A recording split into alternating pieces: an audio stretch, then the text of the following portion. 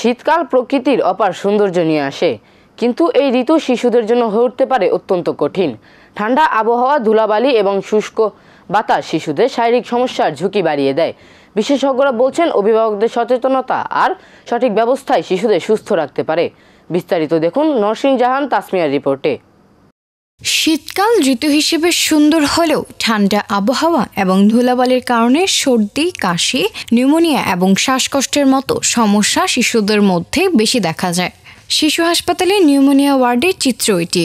শীতের প্রাদুর্ভাবে ঠান্ডাজনিত শিশু রোগীর সংখ্যা বেড়েছে এখানে।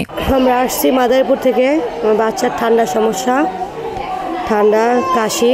আর প্রথম জ্বর আসছিল, জ্বর আসার থেকে নিউমোনিয়া ধরা পড়ছে।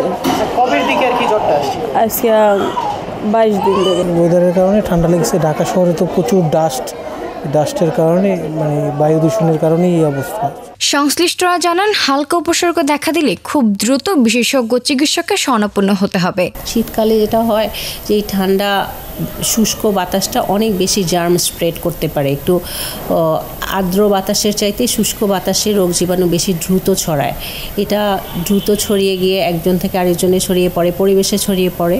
তখন বাচ্চাদের শ্বাসতন্ত্রের উপরে এটার প্রভাব ফেলে বা নিউমোনিয়া, ইনফ্লুয়েঞ্জা, প্যারা ইনফ্লুয়েঞ্জা এই রোগগুলোর প্রাদুর্ভাব তৈরি হয়। বাসায় থাকা শিশুদের সুস্থ এবং সচেতন রাখতে তাদের গরম কাপড় পরানো, কুসুম গরম পানিতে গোসল করানো এবং পুষ্টিকর খাবার খাওয়ানোর মতো সাধারণ নিয়ম মেনে চলতে হবে অভিভাবকদের।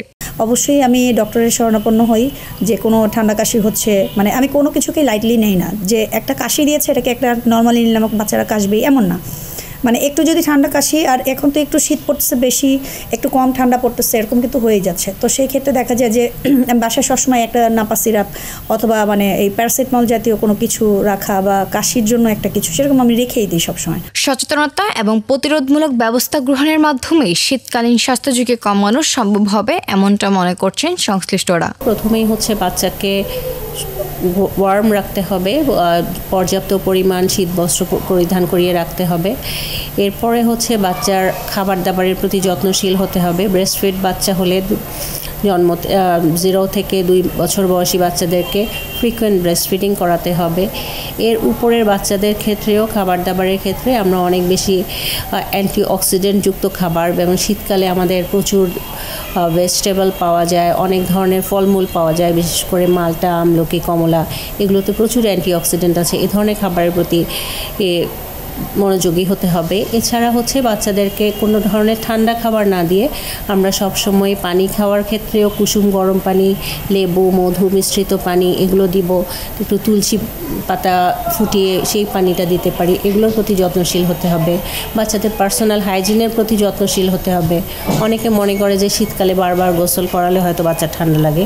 এটা মোটেও সত্যি না। আমরা ঠান্ডা পানি দিয়ে গোসল না করিয়ে যদি কুসুম গরম পানি দিয়ে প্রতিদিন গোসল করাই, সেটা কখনোই বাচ্চার জন্য ক্ষতিকর না।